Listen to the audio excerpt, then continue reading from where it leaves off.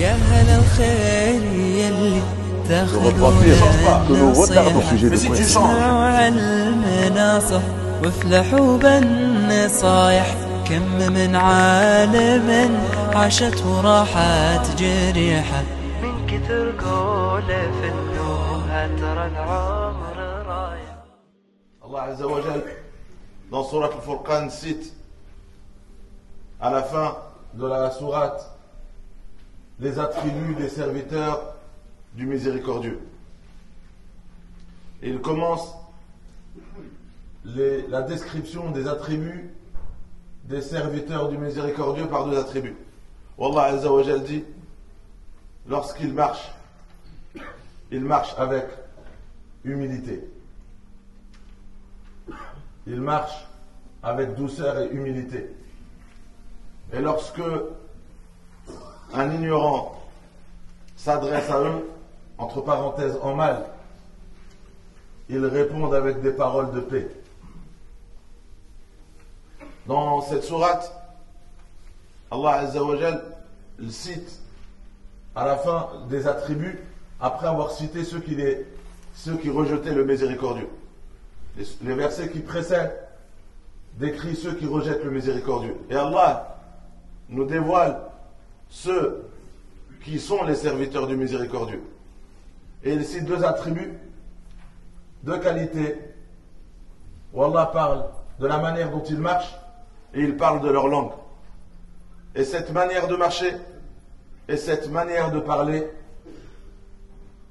vient d'un attribut qui est dans le cœur, qui est l'humilité, at-tawadhu. La description des serviteurs du miséricordieux qui marchent avec douceur et humilité et qui répondent à ceux qui se comportent à leur égard avec ignorance, ils répondent avec des paroles de paix. On retrouve cela dans deux autres sourates, mais Wallah, il interdit l'opposé. Là, il décrit les qualités qu'il nous demande d'incarner, d'illustrer, et d'un autre côté, il interdit l'opposé. Il dit dans l'opposé, وَلَا تَمْشِ فِي الْأَرْضِ مَرَحًا. Ne marche pas sur terre avec orgueil. Donc d'un côté, il dit, les serviteurs du miséricordieux, ce sont ceux qui marchent sur terre avec humilité. Et d'un autre côté, ils ne marchent pas avec orgueil. Et le marah, dans la langue arabe, c'est celui qui, quand il se regarde, il se sent supérieur aux autres. Donc il se marche fier. Il marche avec une fierté. Et cette fierté, il la ressent à l'intérieur de lui. Il se voit mieux que les autres, supérieur que les autres. Donc Allah Azza wa Jal, il s'adresse à cette personne-là parce que cette démarche-là, dans l'époque de la révélation, c'était la démarche des puissants, des orgueilleux, des riches. Ils avaient une démarche d'orgueil. Et parce qu'ils étaient puissants, quand ils marchaient parmi les gens qu'ils considéraient inférieurs à eux, ils marchaient avec des pas fermes. Ils marchaient ils levaient le pied haut et ils bougeaient. Une démarche d'orgueil. Nous, on sait de quoi on parle. Que les formes, marcher avec orgueil, la forme peut changer avec les époques. Nous, on sait reconnaître quelqu'un qui marche avec orgueil. Allah Azza wa Jalla dit, avec ses pas fermes, tu ne vas pas percer le sol. Et avec le pied que tu lèves en hauteur, tu ne vas pas atteindre le haut des montagnes. Donc Allah, il s'adresse à celui qui marche avec cet orgueil. C'est le même conseil que Luqman, le sage, alayhi salam, a donné à son fils. La même phrase, وَلَا تَمْشِ فِي الْأَرْضِ مَرَحًا. Quand tu marches, ne marche pas avec cet orgueil et cette fierté. Et il lui rajoute, juste avant, il lui dit, وَلَا تُصَعِرْ خَدَّكَ لِلنَّاسِ. Ne détourne pas ta face. Quand tu es en face de quelqu'un, ne lui détourne pas ton visage par mépris. C'est-à-dire, quand tu es en face de quelqu'un que tu méprises, tu détournes ton visage de lui. En lui montrant que tu le méprises, qu'il n'a aucune valeur. Il dit ça à son fils.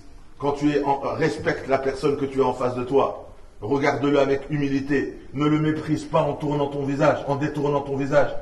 Et lorsque tu marches parmi les gens, ne marche pas avec fierté et orgueil, en te ressentant supérieur à eux et en les considérant inférieurs à toi. Et vous savez d'où cela vient? C'est la démarche ou le fait que quelqu'un détourne son visage quand il voit quelqu'un en le méprisant. Ça vient du cœur. Et c'est de l'orgueil. C'est l'orgueil qui donne cette démarche. C'est l'orgueil qui pousse la personne à mépriser les gens. C'est l'orgueil qui est la cause de cela. Et c'est quoi l'orgueil? C'est quand tu te sens meilleur que les autres. Et d'où vient cet orgueil? C'est une graine qui vient de Shaitan. C'est Shaitan, lorsque Allah lui a demandé de se prosterner pour saluer Adam alayhi salam, où il l'a clairement dit, Ana khayrun min, je suis meilleur que lui.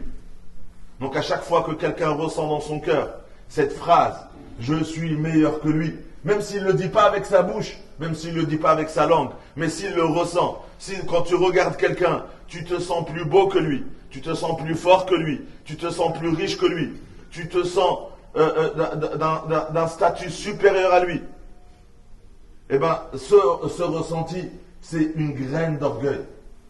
Et c'est quoi sa dangerosité? قال عليه الصلاة والسلام لا يدخل الجنة من كان في قلبه مثقال ذرة من كبر. Ne rentrera pas au paradis celui qui a dans son cœur ne serait-ce que le poids d'un atome d'orgueil. Et l'orgueil commence dans « je suis meilleur que lui ». Donc Allah Azza wa Jal, quand il décrit les serviteurs du miséricordieux, il dit on les reconnaît quand on les voit marcher et on les reconnaît quand on les voit parler.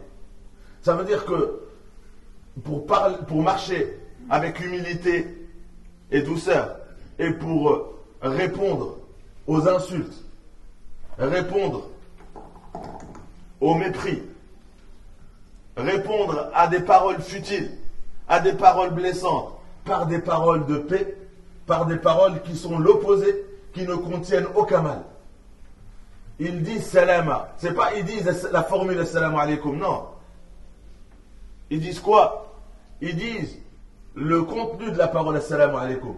C'est quoi des paroles de paix? Si lui c'est des paroles de haine, toi c'est des paroles de paix. Si lui il t'insulte, il te méprise parce que il parle avec orgueil et mépris et haine, toi tu n'as pas la même qualité. Ton cœur il n'a pas cette maladie. Toi, ton cœur, il est rempli d'humilité. Et l'humilité, c'est de la miséricorde. Et la miséricorde, c'est de la douceur.